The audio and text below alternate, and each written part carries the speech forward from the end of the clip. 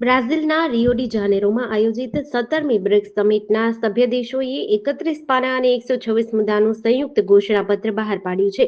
એમાં પહેલગામ આતંકી હુમલા અને ઈરાન પર ઇઝરાયેલી હુમલાની નિંદા કરવામાં આવી હતી.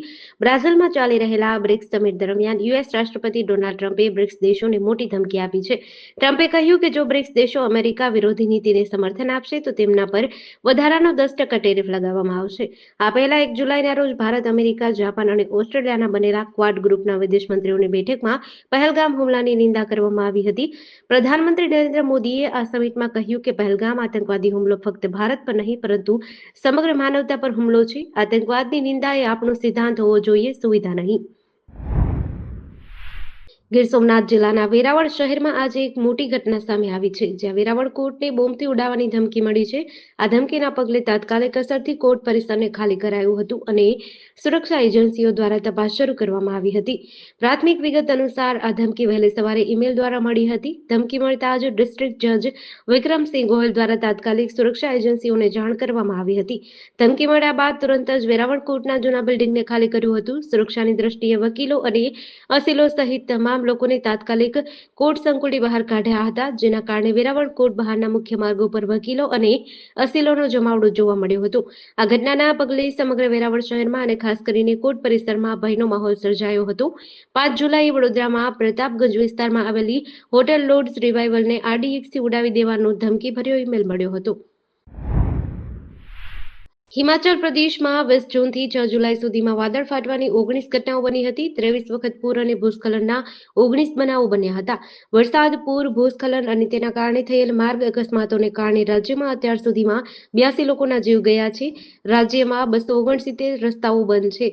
ઉત્તરાખંડના ચમોલી જિલ્લામાં ભારે વરસાદના કારણે બદ્રીનાથ હાઈવે પર ભૂસ્ખલન થયું છે, જેથી નંદપ્રયાગ અને કર્ણપ્રયાગ નજીક રસ્તો બંધ કરી દેવાયો છે. સલામતી માટે વાહનોને રોકવામાં આવ્યા છે. કાટમાળ દૂર કરવાનું કામ ચાલુ છે, પરંતુ વરસાદના કારણે મુશ્કેલીઓ આવી રહી છે. મધ્યપ્રદેશમાં મજબૂત સિસ્ટમ એક્ટિવ હોવાથી ચોમાસું ભારે વરસાદ પડી રહ્યો છે. છેલ્લા 24 કલાકમાં શહડોલમાં 4 ઇંચ વરસાદ થયો છે. મોડી રાત્રે 3000થી વધુ ઘરોમાં પાણી ભરાઈ ગયા હતા, જેથી ઘણું નુકસાન થયું છે. છત્તીસગઢના સુરગુજા ડિવિઝન વરસાદથી સૌથી વધુ અસરગ્રસ્ત છે. અંબિકાપુરમાં ઘણા ઘરોમાં પાણી ઘૂસી ગયા હતા. સુરત જિલ્લાના માંડવી તાલુકાના માછીવાડ વિસ્તારમાં એક બંધ મકાનમાંથી દુર્ગંધ મારતી હાલતમાં મળી આવેલી મહિલાની લાશનો ભેદ ઉકેલાઈ ગયો છે. આ મામલે પોલીસે મૃતક મહિલાના એસટી ડ્રાઈવર પતિ દિનેશ ડામોરની અમદાવાદના એસટી બસ સ્ટેન્ડ ગીતા મંદિરથી ધરપકડ કરી છે.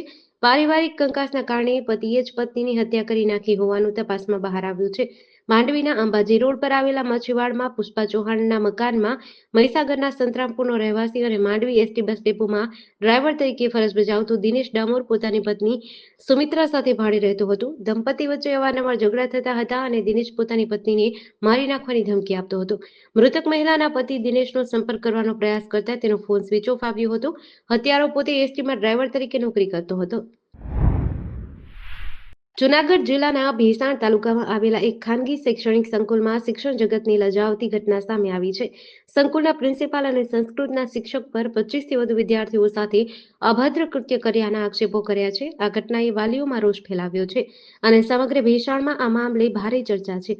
પોલીસે બંનેને ઉપાડી લીધા અને પૂછપરછ કરી હતી. દરમિયાન આ મુદ્દે વાલીઓ કંઈ પણ કહેવા ઇનકાર કરી રહ્યા છે. ઘટનાને પગલે વાલીઓ પણ ભેસાણ પોલીસ સ્ટેશન પહોંચ્યા હતા. પોલીસ પૂછપરછ દરમિયાન સંસ્થાના કેટલાક વહીવટીદારોએ વાલીઓને સમજાવવાનો પ્રયાસ કરતા કહ્યું કે આ બંનેને ફરી સંસ્થામાં લઈ જઈને તમે મારી લો, પોલીસ ફરિયાદ નહીં કરો, નહીં તો બાળકોના ભવિષ્ય પર અસર થશે. પરંતુ વાલીઓએ કાયદો હાથમાં લેવાનો ઇનકાર કર્યો હતો. ભેસાણના પીઆઈ આરબી ગઢવીએ કહ્યું કે બંનેની પૂછપરછ ચાલુ છે. જો ગુનાની પુષ્ટિ થાય તો કાયદેસર કાર્યવાહી થશે. કંડલા દીનદયાળ પોર્ટ પર એક મોટી દુર્ઘટના બની છે. મેથેનોલ કેમિકલ ખાલી કરીને જતા હોંગકોંગના જહાજમાં બ્લાસ્ટ થયો છે. જહાજમાં સવારે 21 ક્રૂ મેમ્બર્સ સુરક્ષિત છે. ફુલદા નામનું આ જહાજ 5 જુલાઈએ કંડલાની ઓઇલ જેટી નંબર 2 પર આવ્યું હતું. 6 જુલાઈએ બપોરે 1 વાગ્યે કેમિકલ ખાલી કરીને જહાજ રવાના થયું હતું. આઉટર તુણા બોયા તરફ જતા સમયે જહાજના ખાલી ટેન્કમાં અચાનક વિસ્ફોટ થયો. ઘટનાને કારણે જહાજનો પાછળનો ભાગ નુકસાન પામ્યો છે. જહાજ દરિયામાં એક તરફ નમી ગયું છે. મેરીટાઈમ રિસ્પોન્સ કોર્ડિનેશન સેન્ટર અને કોસ્ટગાર્ડની ટીમ બચાવ કાર્યમાં જોડાઈ છે. કંડલા દીનદયાળ પોર્ટના પીઆરઓ ઓમપ્રકાશ દાદલાણીએ જણાવ્યું હતું કે ડીપીએના ચેરમેન સતત મોનિટરિંગ કરી રહ્યા છે. જહાજના ઇંધણને ખાલી કરવા માટે એક બાર્જ મોકલવામાં આવ્યું છે. નવસારી અને આસપાસના વિસ્તારોમાં ભારે વરસાદના કારણે પૂર્ણા નદીનું જળસ્તર ભયાનક સપાટીથી 3 ફૂટ ઉપર પહોંચી ગયું છે. પૂર્ણા નદી 26 ફૂટની સપાટીએ વહેતા નીચાણવાળા વિસ્તારોમાં પાણી ભરાયા હતા, પરંતુ ધીમે ધીમે આ પાણી ઓસરતા ભયજનક સપાટી 23 પર આવી ગયું છે. આ દરમિયાન લોકોએ રાહતનો શ્વાસ લીધો હતો. દરમિયાન પરિસ્થિતિના કારણે 550થી વધુ લોકોને સલામત સ્થળે ખસેડવામાં આવ્યા હતા. મોડી રાત્રે સ્થિર થયા બાદ પાણીનું સ્તર ઘટવા લાગ્યું હતું. સવારે 6 વાગ્યે પૂર્ણા નદીની જળ સપાટી 24.50 ફૂટે નોંધાઈ હતી. જિલ્લામાં છેલ્લા 24 કલાકમાં વાસંદામાં સૌથી વધુ 90 મીમી, નવસારીમાં 68 મીમી, ચીખલીમાં 64 મીમી અને ગણદેવીમાં 61 મીમી વરસાદ નોંધાયો છે.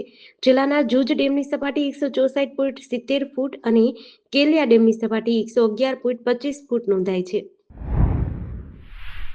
સાબરકાંઠા જિલ્લામાં છેલ્લા 24 કલાકમાં 2 યુવકના મોતની ઘટનાઓ સામે આવી છે, જેના પગલે સમગ્ર પંથકમાં શોકની લાગણી છવાઈ છે. વિજયનગરના કણાદર ગામ પાસે અને ઈડરના સપ્તેશ્વર ખાતે બનેલી આ ઘટનાઓમાં યુવાનોએ જીવ ગુમાવ્યો છે. પ્રથમ ઘટના ઈડર તાલુકાના સપ્તેશ્વર ખાતે સાબરમતી નદીના ચેકડેમ પાસે બની હતી. રવિવારે બપોરે મહેસાણા જિલ્લાના દેત્રોજ તાલુકાના કટોસણ ગામના 23 વર્ષીય નિલેશભાઈ દેવજીભાઈ પરમાર નદીમાં ડૂબ્યા હતા.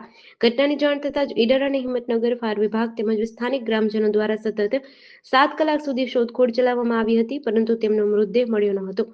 સોમવારે સવારે હિંમતનગર, ઈડર, વિજાપુર ફાયર વિભાગ અને એસડીઆરએફ ટીમ સહિત કુલ 40 ફાયરમેને સવારે 7 વાગ્યાથી ફરીથી શોધખોળ શરૂ કરી હતી. આખરે 12 કલાકની સઘન શોધખોળ બાદ આજે સવારે 10 વાગ્યે નિલેશભાઈનો મૃતદેહ મળ્યો હતો. પોલીસે મૃતદેહને પીએમ માટે ખસેડી કાર્યવાહી હાથ ધરી છે.